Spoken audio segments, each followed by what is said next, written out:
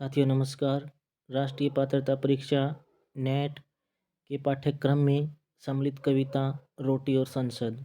आज हम इस कविता को पढ़कर इसको समझने का प्रयास करेंगे। सुदामा पांडे की ये छोटी सी कविता है। आइए सुदामा पांडे की इस छोटी सी कविता को समझने से पहले सुदामा पांडे धूमिल के बारे में जान लेते हैं। सुदामा पांडे धूमिल का जन्म 9 नवंबर 1936 को वाराणसी के निकट गांव खेवली में हुआ था। उनके पूर्वज कहीं दूर से खेवली में आ बसे थे। धूमिल के पिता शिवनायक पांडे थे जो एक मुनीम थे। धूमिल की माता राजवंती देवी थी जो घर संभालती थी। धूमिल जब 11 वर्ष की आयु में थे तब इनके पिता की मृत्यु हो गई थी। पिता की मृत्यु हो जाने के कारण धूमिल का जीवन शुरू होने से पहले ही संघर्षमय हो गया। अर्थात यूं कहें जो बचपन है बड़ा ही संघर्षमय बीता। सुदामा पांडे धूमिल 10 फरवरी 1975 को मात्र 39 वर्ष की आयु में ब्रेन ट्यूमर बीमारी के शिकार हुए और उनकी मृत्यु हुई। उनके कुल 3 काव्य संग्रह प्रकाशित हुए। संसद से सड़क तक 1972, कल सुनना मुझे 1974, सुदामा पांडे का प्रजातंत्र 1984। कल सुनना मुझे के लिए उन्हें 1979 पर मरणोपरांत साहित्य अकादमी पुरस्कार मिला। तो आइए अब पढ़ते हैं सुदामा पांडे धूमिल की कविता रोटी और संसद। एक आदमी रोटी बेलता है, एक आदमी रोटी खाता है, एक तीसरा आदमी भी है जो न रोटी बेलता है न रोटी खाता है, वह सिर्फ रोटी से खेलता है। मैं पूछता हूँ ये तीसरा आदमी कौन है? मेरे देश की संसद मौन है। सुदामा पांडे धूमिल अपनी इस कविता के द्वारा जो भारतीय प्रजातंत्र है उसके ऊपर सीधा व्यंग्य कसते हैं। यहाँ एक आदमी किसान का प्रतीक है और एक आदमी जो रोटी को खा रहा है और साधारण आदमी है। तीसरा जो ये आदमी है ये सत्ता के तरफ इशारा करते हुए सुदामा पांडे धूमिल कहते हैं कि यह आदमी रोटी के साथ खिलवाड़ करता है।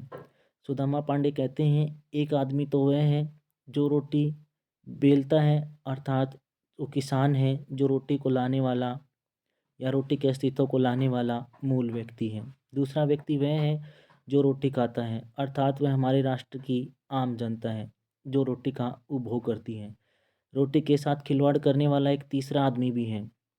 यह तीसरा आदमी जमाखोर, मिलावटखोर, जो रोटी को आम जनता से दूर कर रहा है। रोटी से खिलवाड़ से धूमिल का तात्पर्य है कि यह जमाखोर अपने तुच्छ लाभ के लिए वरिष्ठ नेताओं द्वारा संसद में दुर्बल कानूनों का प्रयोग करता है और अनाज की छदम कमी दिखाकर मोटी रकम वसूलता है। इससे महंगाई बढ़ती है और देश की जनता भूख से तड़पती है। धूमिल की रचनाएं आम आदमी की पीड़ाओं को सामने लाती हुई रचना है। उनका उद्देश्य है कि आम आदमी की जो स्थिति है उसको दिखाया जाए। इस कविता में भी धूमिल ने इसी प्रश्न को उठाने का प्रयास किया है कि एक तो भारतीय देश की जनता है जो रोटी का उपभोग कर रही है और एक आदमी वह है जो इस रोटी का अस्तित्व बनाने वाला अर्थात किसान है। तीसरा आदमी वह प्रजातंत्र या वरिष्ठ नेतागण हैं जो इस रोटी के साथ खिलवाड़ करते हैं। सुदामा पांडे धूमिल इसी बात की तरफ इशारा करते हुए कहते हैं कि मैं पूछता हूँ ये तीसरा आदमी कौन है जो रोटी के साथ खिलवाड़ करता है, और मेरे पूछने पर मेरे देश की संसद मौन है, इसका कोई जवाब नहीं दे रही है। कविता के माध्यम से सुदामा पांडे धूमिल सीधा सीधा व्यंग्य प्रजातंत्र के खिलाफ कर रहे हैं, अर्थात सत्ता के खिलाफ कर रहे हैं। सुदामा पांडे धूमिल की रचनाओं में हमें प्रजातंत्र के खिलाफ आक्रोश ही व्यक्त दिखाई देता है। यह कविता सुदामा पांडे धूमिल के काव्य संग्रह कल सुनना मुझे में प्रकाशित हुई जो प्रश्न नंबर 66 पर अंकित है। तो साथियों ये थी सुदामा पांडे धूमिल की छोटी सी रचना, छोटी सी कविता रोटी और संसद।